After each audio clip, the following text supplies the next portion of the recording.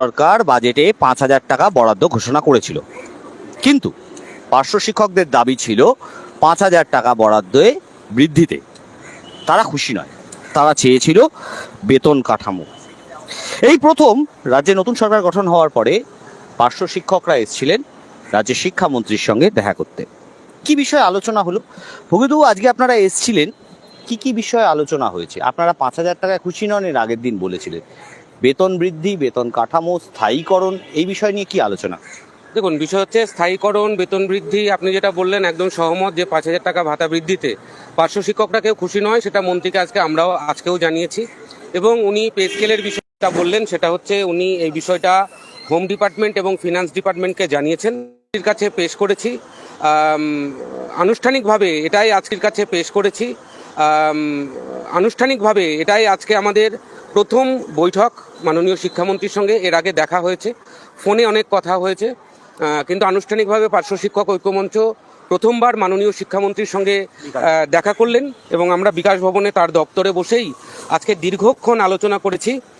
আমরা যে বিষয়গুলো নিয়ে মেনলি আলোচনা করেছি পে স্কেল ছাড়াও, সেটা হচ্ছে সিসিএল এর ফাইল উনি খুব তাড়াতাড়ি কনভে করবেন। এর আগেও একটা সিসিএল এর ফাইল গেছিল আগের সরকারের আমলে, সেটা ফেরত এসেছিল ফিনান্স ডিপার্টমেন্ট থেকে।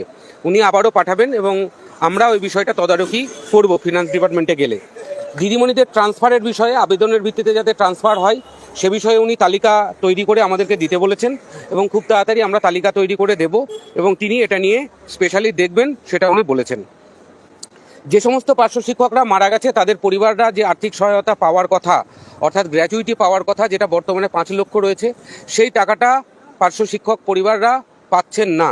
সে বিষয়ে তিনি আমাদেরকে তালিকা দিতে বলেছেন, সেটাও যাতে খুব তাড়াতাড়ি পাই সেটাও তিনি দেখবেন।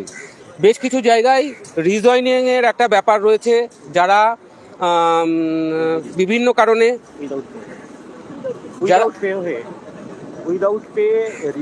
যারা বিভিন্নভাবে বিভিন্ন কারণে উইদাউট পে হয়েছেন, তারা রিজয়েন করতে একটা সমস্যা হচ্ছে। 5টা জেলায় এই সমস্যা চলছে। হুগলি জেলা রয়েছে, পশ্চিম বর্ধমান রয়েছে, মালদা রয়েছে, মুর্শিদাবাদ রয়েছে, এরকম 5টি জেলায় এই সমস্যা রয়েছে।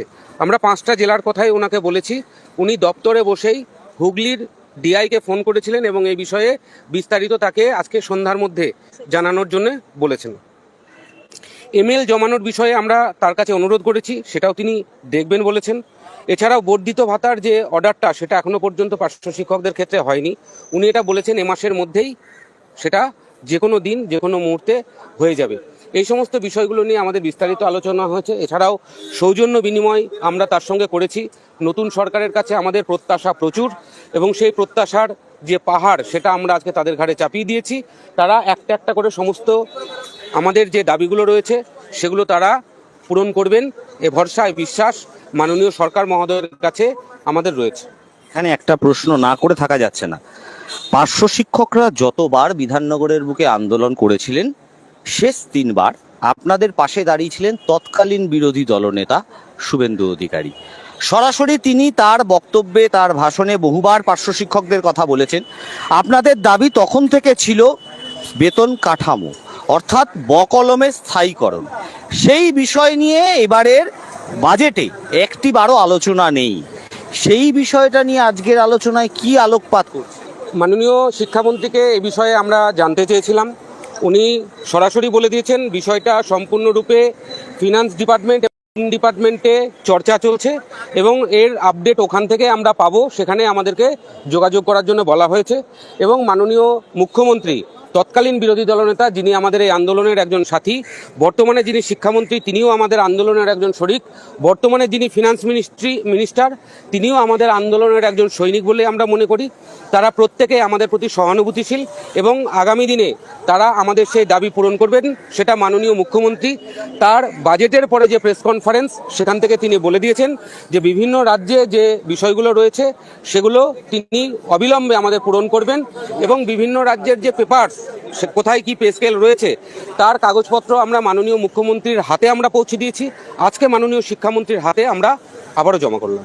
সেখানে আপনারা জমা করলেন, সব ঠিক আছে, কিন্তু বিষয়টা হচ্ছে আপনাদের বিষয় নিয়ে এর আগে রাজ্যের শিক্ষামন্ত্রী তিনি স্পষ্ট জানিয়েছিলেন রাজ্যের যে কন্ট্রাকচুয়াল পদে যে শিক্ষক শিক্ষিকারা কর্মরত রয়েছেন তাদের বিষয়টা নিয়ে ক্যাবিনেটে সিদ্ধান্ত হবে, এবং সেই ক্যাবিনেটে সিদ্ধান্ত হওয়ার বিষয়টা তিনি এও বলেছিলেন বাজেটের আগেই এই বিষয় নিয়ে সিদ্ধান্ত হবে, কিন্তু সেই নিয়ে কোনো রকম কোনো আলোকপাত হয়নি। আপনারাও ইতিপূর্বে যখন আপনারা ফোনে যোগাযোগ করেছিলেন তখনও আপনাদের একই কথা জানানো হয়েছিল, কিন্তু এত ডিলে হচ্ছে। আজকে পার্শ্ব শিক্ষকরা দীর্ঘদিন ধরে আন্দোলন করার পরে অবশেষে 5,000 টাকা বেতন বৃদ্ধি, এটা কি আপনারা ঠিকভাবে দেখছেন? না, এটা তো আমি আগেই বলেছি, এটাতে আমরা একদমই খুশি নই। কিন্তু বিষয় হচ্ছে সরকার এই মুহূর্তে যেই চাপে রয়েছে, যেভাবে কেন্দ্রীয় সরকারের টাকাগুলো এতদিন ধরে আটকিয়েছিল এবং সরকারের ভান্ডারের যে অবস্থা সেটা আমরা শিক্ষক হিসাবে অনেকটাই ওয়াকিবহাল। সেই টাকাগুলো আসতে শুরু করেছে, কিছু কিছু টাকা এসেছে। নিশ্চয় এবার সরকার আমাদের সেই বিষয়গুলো নিয়ে নিশ্চয় চর্চা করবেন এবং ভাববেন, এবং সেটা ইমপ্লিমেন্টেশন হবে। এবং সেই ইমপ্লিমেন্টেশনের জন্য রাজ্যের 42,500 শিক্ষক শিক্ষিকা তারা তাকিয়ে রয়েছেন। এবং সরকার যেহেতু এতদিন অর্থনৈতিক সমস্যায় ভুগছিল এবং নতুন সরকার মাত্র 2 মাসের মাথায় বা 1.5 মাসের মাথায় তারা একটা বাজেট তৈরি করেছে এবং তার মধ্যে সম্ভব হয়নি, সেটা মাননীয় মুখ্যমন্ত্রী নিজে স্বীকার করেছেন। অতএব এইখানে দাঁড়িয়ে আমাদের খুব বেশি কিছু বলার আছে এটা নয়। রাজ্যের পার্শ্ব শিক্ষকরা বুঝেছে, রাজ্যের সাধারণ মানুষরা বুঝেছে যে সরকারের যে পরিস্থিতি এবং সরকার আমাদের প্রতি যে সহানুভূতিশীল সেটাও সরকার বুঝিয়ে দিয়েছেন। আমরাও সরকারের প্রতি সহানুভূতিশীল। আপনাদের পরবর্তী পদক্ষেপ কি হবে? আমরা এই যে আজকে দাবিপত্র দিলাম মাননীয় মন্ত্রী মহাশয়ের কাছে, শিক্ষামন্ত্রীর কাছে, আমরা নেক্সট আজকে রাতে আমার সঙ্গে মাননীয় শিক্ষা প্রতিমন্ত্রী যিনি তার সঙ্গে আজকে রাতে ফোনে কথা হবে। তিনি আজকে দপ্তরে ছিলেন না বলে দেখা করতে পারেননি। তো তারপরে আমরা মাননীয় মুখ্যমন্ত্রীর সঙ্গে সাক্ষাতের একটা ব্যবস্থা করছি খুব তাড়াতাড়ি। আর সেই সঙ্গে আমরা বিভিন্ন জেলায় আমরা জেলা সম্মেলনগুলো করছি। অর্থাৎ পার্শ্ব শিক্ষকরা তাদের ন্যায্য দাবি, যেটা তারা বারবার করে বলে এসেছিলেন যে তারা বেতন কাঠামো চান, সেই বেতন কাঠামো তাদের দেওয়া হলো না। তবে এটা আগামী দিনে কবে দেওয়া হয় সেদিকে কিন্তু আমাদের নজর থাকবে। দেখতে থাকুন নিউ টাউন সিটি কলকাতা।